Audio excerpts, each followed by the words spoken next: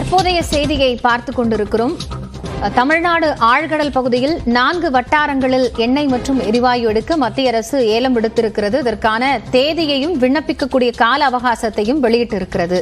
இந்த நிலையில் இதுகுறித்து நம்மோடு பேசுவதற்காக தமிழ்நாடு அறிவியல் கழகத்தைச் சேர்ந்த திரு சேதுராமன் இணைந்திருக்கிறார். அவரோடு பேசலாம். சார் வணக்கம். வணக்கம். இப்போ இந்த ஆழ்கடல் பகுதிகளில் இந்த மாதிரி ஒரு ஏலம் எடுக்கிறதுக்கான டெண்டர் விடப்பட்டு இருக்கிறது. இதனுடைய விவரங்கள் எப்படி இருக்கும்? இதனுடைய பாதிப்புகள் ஏதேனும் இருக்குமா? இதை பொறுத்த வரைக்கும் இந்திய அரசை பொறுத்த வரைக்கும் கடந்த 2014 முதல் புதிய நடைமுறை, அதாவது திறந்தவெளி அனுமதி என்கின்ற ஒரு நடைமுறை கொண்டு வரப்பட்டிருக்கிறது. அது இதுவரைக்கும் 8 சுற்றுகள் ஏலம் இடப்பட்டிருக்கிறது. இது 9வது சுற்றுக்கான ஏலம் என்பது இன்றைய தினம் நடைமுறைக்கு கொண்டு வரப்பட்டிருக்கு. இது வரும் பிப்ரவரி 29ஆம் தேதி வரைக்கும் இந்த ஏலம் என்பது நடைமுறையில் இருக்கும்.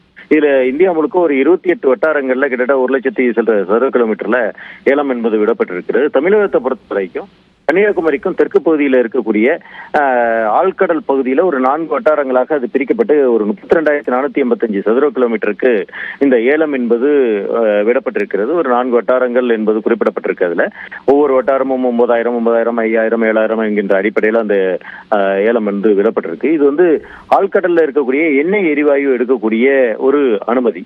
இதுல குறிப்பா என்னன்னா, இந்த ஒற்றை அனுமதி என்கின்ற ஒரு நடைமுறையும் இதுல சேர்ந்திருக்கு. அந்த ஒற்றை அனுமதி என்பது என்னன்னா, மரபு சார்ந்த மெத்தட், அதாவது கன்வென்ஷனல் மெத்தட்னு சொல்லுவோம். அதுல எண்ணெய் எரிவாயு எடுப்பது. அதே போல மரபு சாராத முறைகளாக இருக்கக்கூடிய ஷேல் உள்ளிட்ட எடுக்கக்கூடிய நடைமுறைகளும் இதுல வாய்ப்புகள் இருக்கு. அதுக்கான அனுமதியும் சேர்த்துதான் வழங்கப்படுது. அப்படி எடுக்கும்போது அதுல ஹைட்ரோஃபிராக்கிங் உள்ளிட்ட அந்த நடைமுறைகள் செய்யும் போது அதுல வெளியேறக்கூடிய ரசாயனங்கள் அந்த மீன் வளங்களை எப்படி பாதிக்கும், இது நம்ம ஆய்வு செய்ய வேண்டிய அவசியம் இருக்கு. அதே போல எண்ணெய் எடுக்கக்கூடிய பகுதியில் ஏற்படக்கூடிய அந்த ஆயில் ஸ்பில் என்று சொல்லக்கூடியது நம்ம கட்ச் பகுதியில் சில இடங்கள்ல அதை நம்ம பாக்குறோம். இப்ப இந்த மாதிரியான ஆயில் ஸ்பில் என்பது ஏற்கனவே நம்ம எண்ணூர்ல இப்ப நடைமுறையில பார்த்தோம்.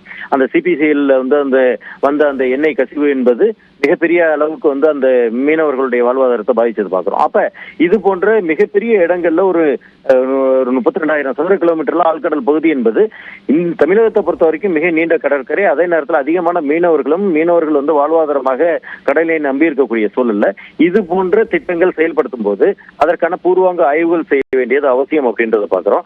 குறிப்பாக இதுக்கு கருத்து கேட்பு கூட்டம் நடத்த வேண்டிய அவசியம் இல்லை. கடல் பகுதியில எண்ணெய் எரிவாயு எடுக்கும்போது கருத்து கேட்பு கூட்டம் நடத்த வேண்டிய அவசியம் இல்லை என்பது சுற்றுச்சூழல் விதிகள்ல இருக்கு. அப்ப மக்கள் நேரடியாக இதுல கருத்து சொல்ல முடியாது. அப்ப மத்திய அரசும் மாநில அரசும் இதற்கான கருத்துக்களை மக்கள்கிட்ட கேட்கணும்.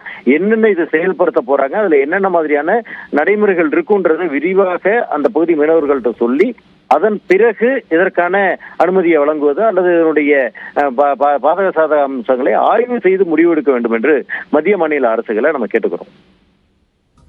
நன்றி சார், இணைப்பிலிருந்து உங்களோட கருத்துக்களை பகிர்ந்து கொண்டமைக்கா.